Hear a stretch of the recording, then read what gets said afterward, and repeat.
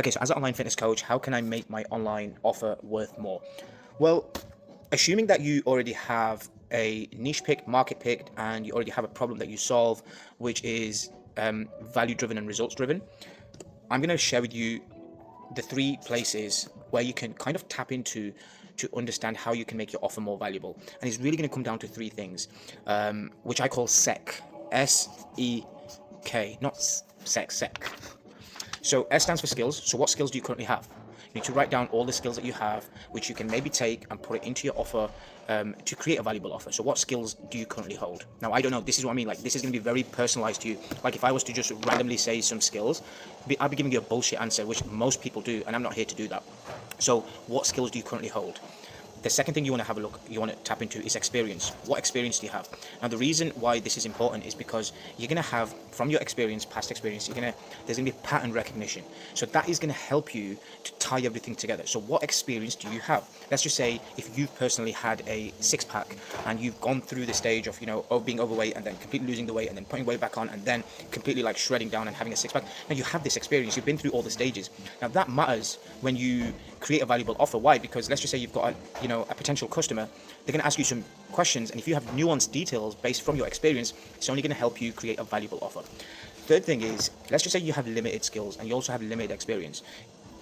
What knowledge, not knowledge that you have, like how aware are you that you can tap into someone else's knowledge?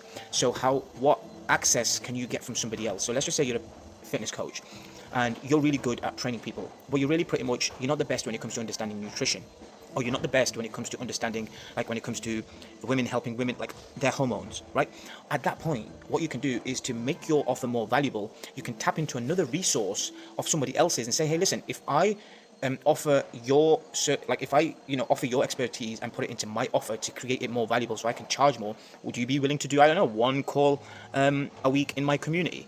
Or whatever the agreement is between you and this other third person. Like, think about me. I'm helping online fitness coaches get 10 new clients consistently every month. Now, if I had to look at my experience and my skills, well, I'm great at strategy. I'm great at helping you build the right high ticket offer. I'm really good at building an acquisition strategy. I'm really good at helping you market, and I'm really good at helping you sell. Now, what am I not so good at? So I can't physically code a funnel or site and build that for you.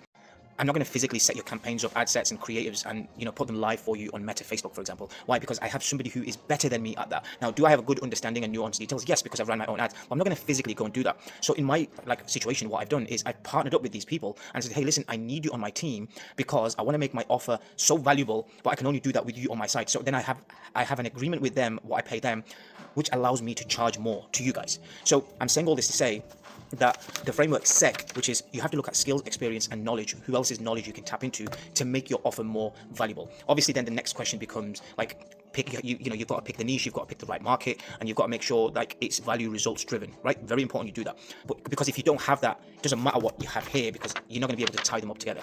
So I hope that was helpful. If this is something you need help with and you would like to come to my office in Manchester where you want me to sit down with you, see what the constraints are in your business and help you kind of put a plan together to help you get like 10 new clients consistently every month, then go to the link somewhere, apply, and I'll see you here.